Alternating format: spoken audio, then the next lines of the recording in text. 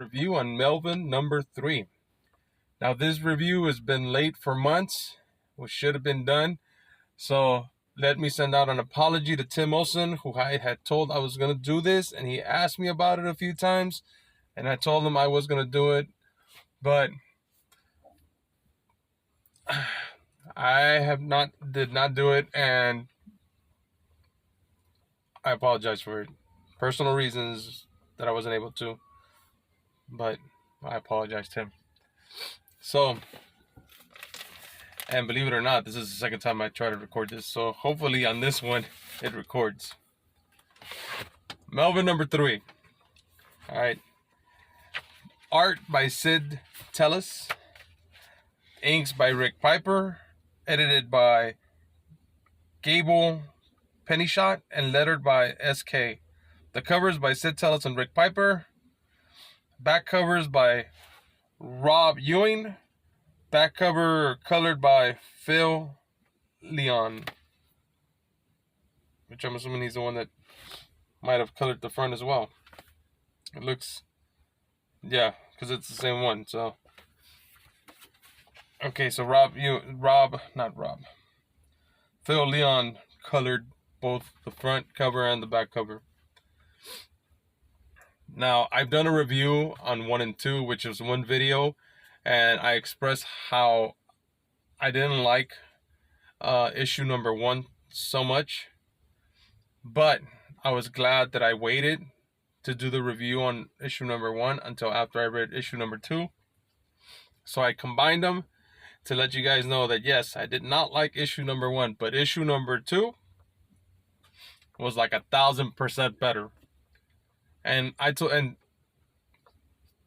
Tim knows, and he said it was a good review because generally I did like his story. All right. Then issue 0 came out, and I had fun with that one. I don't think I did a review for issue 0, but issue number 3 continues the story. Still great writing by Tim.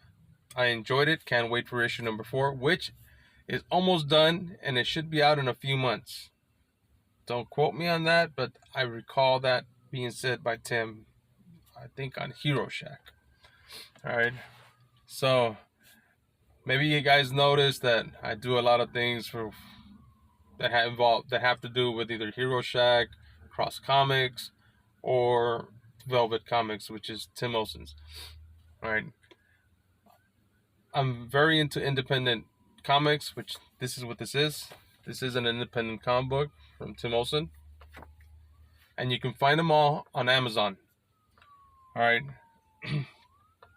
Now the story on this one, we finally got to the part where Melvin and Alice get closer, a lot closer, very close.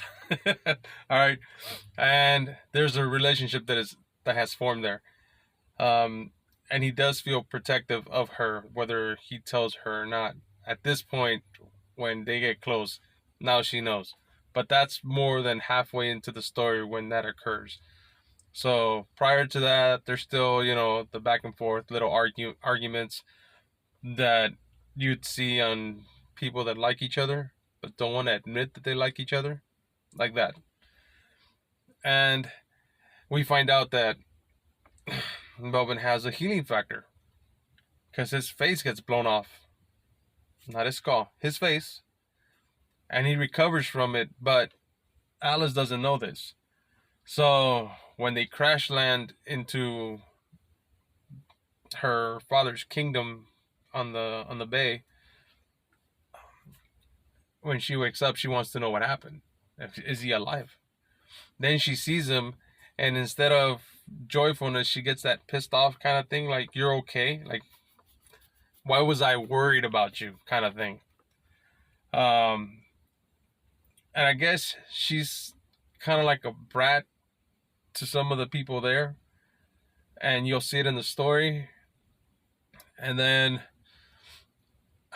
when he finally gets close to Alice, he tells her his backstory, how about his wife, about his son, how they were killed, why he's a mercenary, and things like that. So we get more information on his background, on why he's doing what he's doing. Even though on the other books you also get some information on it, like he owes money, credits, or whatever it is the currency is called. And it's kind of like a almost like a Star Wars movie. Not Star Wars exactly, but you have that space element, the vehicles, the forest mixed in with the cities, things like that. You also have magic, and as you're reading along, you get to see some of this stuff. So the magic part, I'm pretty sure I read in one of the books there was somebody who had magic powers that they defeat or something. Again, I read these books over a year ago. The only one I currently read up on again was Melvin #3, so that I can do this review. Again, you can get all these books on Amazon. They're all available there. And again, can't wait for issue #4. And when that comes out, I will do a review on it as soon as possible. Because I am trying to get more back into what I was doing with YouTube and the independent comics. So I will see you guys on the next one. Thank you very much for watching. If you are not a subscriber, please like, share, and subscribe. Join the family. Be part of this independent world.